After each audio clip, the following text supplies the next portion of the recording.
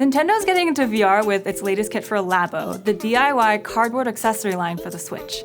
But in true Nintendo fashion, it's not like a typical VR experience.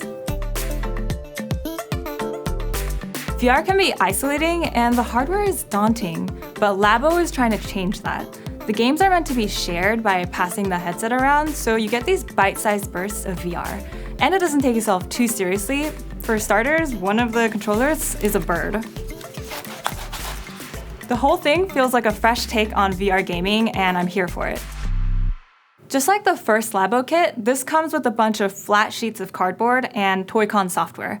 It took me and our production manager, Meg, about half a day to build all the creations, with the blaster taking the longest to build at around 3 hours.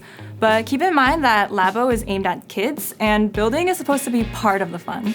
The step-by-step instructions are easy to follow, and I feel this with every Labo kit that I build, but it's pretty astounding how well designed it is.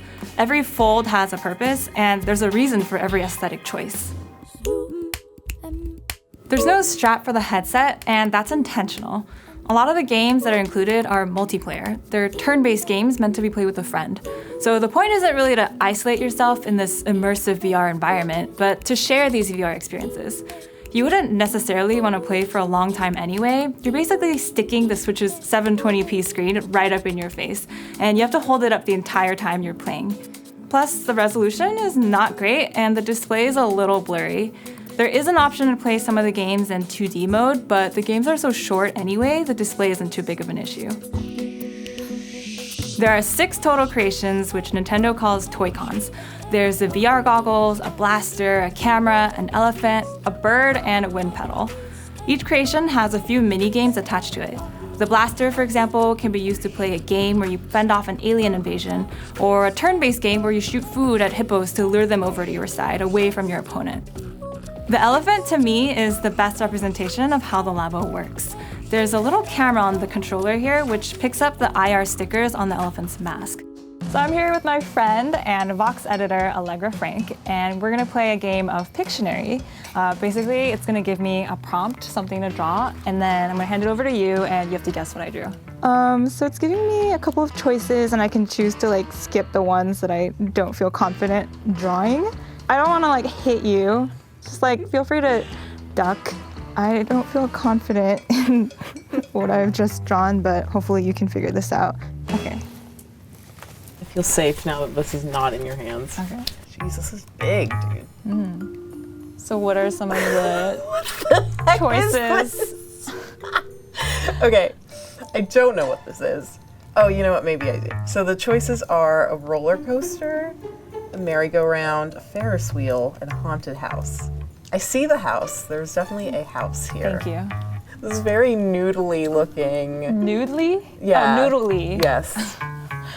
This very spaghetti looking dude coming out of the chimney of this house. Yeah. This is going to be a haunted house. You got it. Oh, you can actually sink it through the floor. Oh, okay. It's a haunted house in hell. It's completely gone now. I'm just bearing. So now there's just nothing. Oh, okay. It's hard not to feel like a kid as you're holding these cardboard creations up to your face. You can use this oversized camera to be an underwater fish photographer, and it even makes a clicking sound as you focus the lens.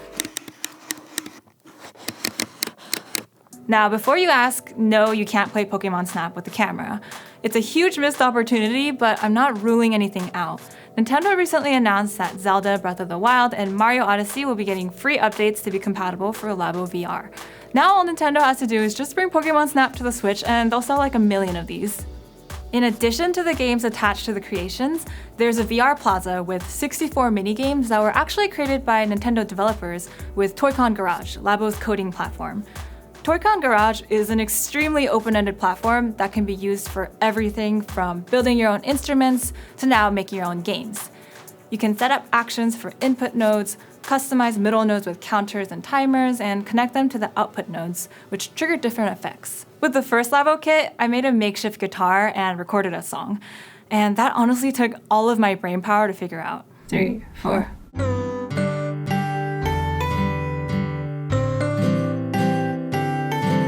Imagine what that could have done for me if I was a child. I would be so smart now. If you don't feel like creating something from scratch, you can use games that are already made as a blueprint, like this 2-player soccer game, and play around with customizing it. You can change the soccer ball to an apple, for example, and it'll change the physics of the kick along with it. Some of these aren't VR games, and they're not even really games as they are just activities. The entire VR kit costs $80, or you can go with the $40 starter set, which just comes with the VR goggles and blaster, and buy more expansion sets later if you want. It's also one that bridges the gap for Labo, taking it from an educational toy for kids to a VR accessory that can be integrated with actual Switch games like Zelda and Mario Odyssey. Yes, you have to hold it up the entire time while you're playing, but if the DIY spirit of cardboard moves you, you can always create your own makeshift strap or helmet. The point of Nintendo Labo is to be creative with the tools they've given you, and that's the main difference Labo has over other existing headsets.